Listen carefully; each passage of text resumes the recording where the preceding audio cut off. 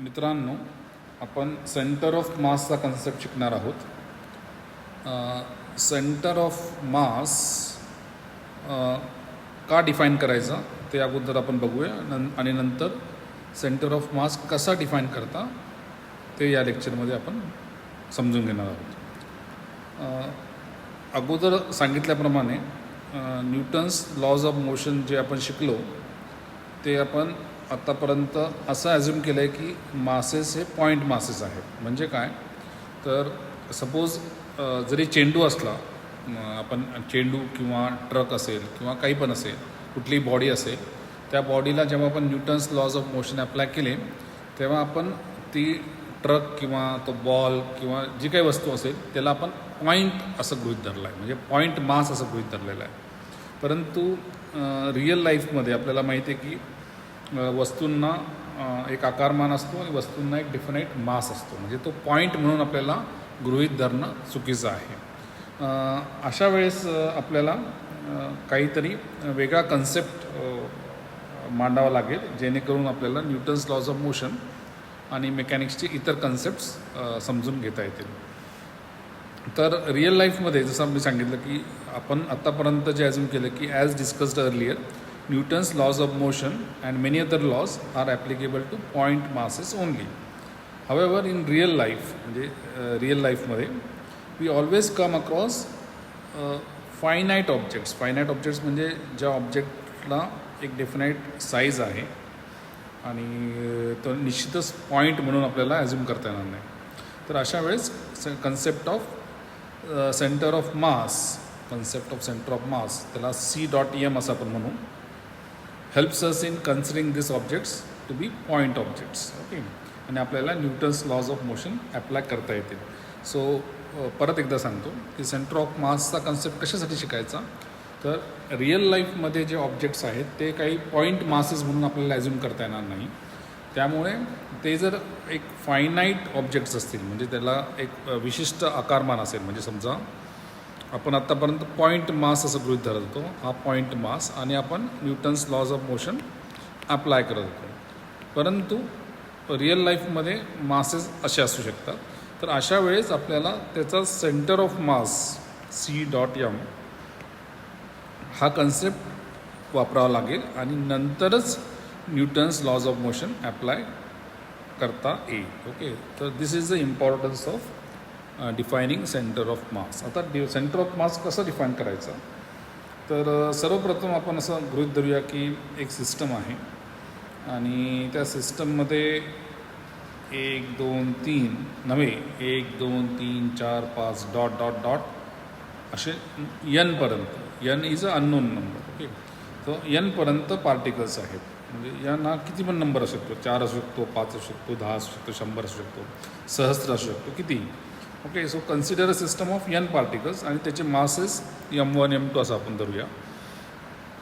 म्हणजे हा एक पॉईंट मास आहे, त्याचा मास M1 आहे, दुसरा पॉईंट मास आहे, त्याचा मास M2 आहे, तिसरा आहे, M3 आहे, असे अनेक पार्टिकल्स आहे आणि असे N पार्टिकल्स आहेत. ओके, आणि त्यांचे प्रत्येकाचे मास, सो हा N इज इक्वल टू 1, हा 2, हा 3 up to N particles. System of particles आपण कन्सिडर केले आणि त्यांचा आपल्याला सेंटर ऑफ मास करायचा. ओके, तर त्याचा टोटल मास किती राहणार, तर त्याचा टोटल मास हा समेशन, हा जो चिन्ह आहे, हे जे चिन्ह आहे याला सिग्मा आपण म्हणू किंवा समेशन असं, समेशन, सम म्हणजे ॲडिशन. तर समेशन असं आपण म्हणतो. म्हणजे यांची ॲडिशन काय आहे, तर यांची addition actually M1 plus M2 plus M3 plus M4 अधिक dot dot dot dot dot अधिक Mn ही झाली त्यांची ॲडिशन. ओके, तर हे लिहिण्याच्या ऐवजी आपण काहीतरी शॉर्टकट मेथडने त्याला असं लिहू शकतो, summation of M I.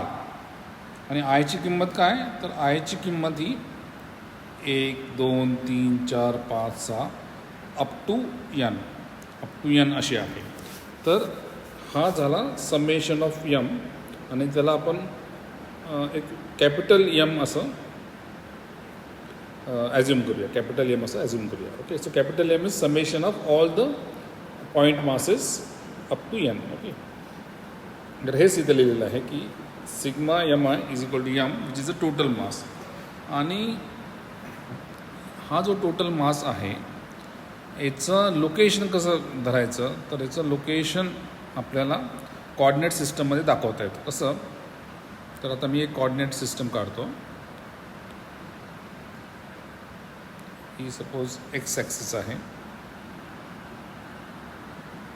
He suppose Y axis आहे. ओके, तर एक्स ॲक्सिस हा ओरिजिन आहे ओ ओ, हा वाय ॲक्सिस.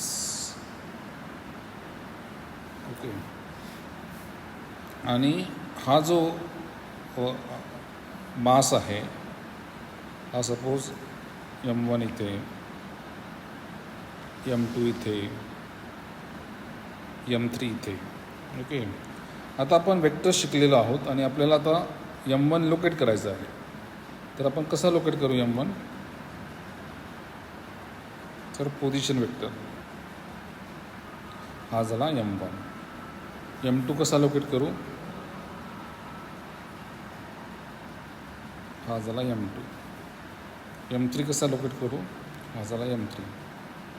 आता थोड्या वेळापुरतं आपण असं ॲझ्युम करू की 3च मासेस आहे. आपण ॲक्च्युली एन मासेस म्हणणार आलो, पण आता थोड्या वेळापुरतं आपण 3च मासेस गृहीत धरू. तर याचा जो पोझिशन आहे वेक्टर, जो R वेक्टर आहे, R2 वेक्टर आहे, याचा R3 वेक्टर आहे.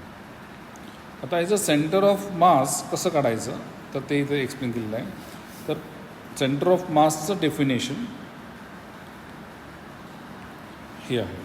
पोझिशन वेक्टर जर आपण डिफाईन केला तर हा फॉर्म्युला सेंटर ऑफ मासचा आहे. ओके, तर हा फॉर्म्युला काय आहे, तर let us see. I will write down that, की याचा अर्थ असा आहे की हे जे 3 मासेस मी घेतले तर त्यांचा सेंटर ऑफ मास मला काढायचा असेल तर ह्या 3 मासेससाठी M1 R1 vector plus M2 into R2 vector plus M3 into R3 vector upon काय, तर M1 summation of masses M2 plus M3. हे 3 मासेससाठी असतात. N मासेस असेल तर सेंटर ऑफ मास काय असते, M1 into R1 plus M2 into R2. असे N masses आहेत, अनेक मासेस आहेत. तर Mn इंटू Rn. ओके, आणि upon M1 plus M2 plus dot dot dot dot dot up to Mn. तर हे सिग्माच्या फॉर्ममध्ये, समेशनच्या फॉर्ममध्ये लिहायचं असेल तर काय करावं लागेल, हा sigma Mi Ri vector where I is from 1 up to n. Okay, आणि upon sigma Mi I from 1 to n. Okay, so this formula is written over here. हे जे लिहिलेलं आहे ते हे आहे की position vector of the centre of mass from the same origin is given by sigma Mi Ri vector upon m. Okay, तसेच जर आपल्याला हे जर आपल्याला एक्स वाय आणि झेड कॉर्डिनेट सिस्टममध्ये जर मांडायचं असेल तर ते अशा प्रकारे,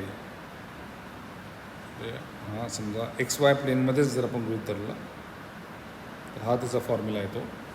म्हणजे काय, तर मी अगदी थोडक्यात सांगतो आणि तो आपण परत एकदा प्रॉब्लेम सॉल्व करताना आपल्याला समजेल. की समजा M1 ची पोझिशन आहे तर त्याचा एक्स कॉर्डिनेट काय आहे, तर M1च्या पोझिशनचा एक्स कॉर्डिनेट हा x1 असा आहे.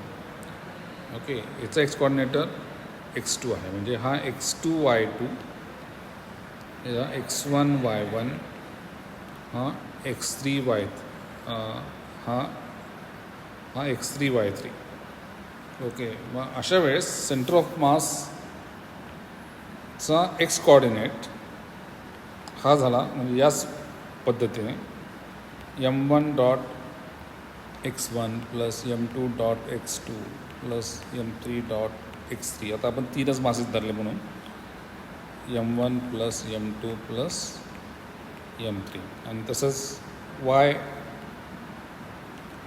कोऑर्डिनेट त्याचा m1 y1 plus m2 y2 plus m3 y3 upon m1 plus m2 plus m3. Okay, so this is how we calculate the centre of mass. हे जास्त चांगल्या पद्धतीने आपल्याला समजेल जेव्हा आपण त्याचे न्यूमेरिकल सॉल्व करू. Okay, thank you.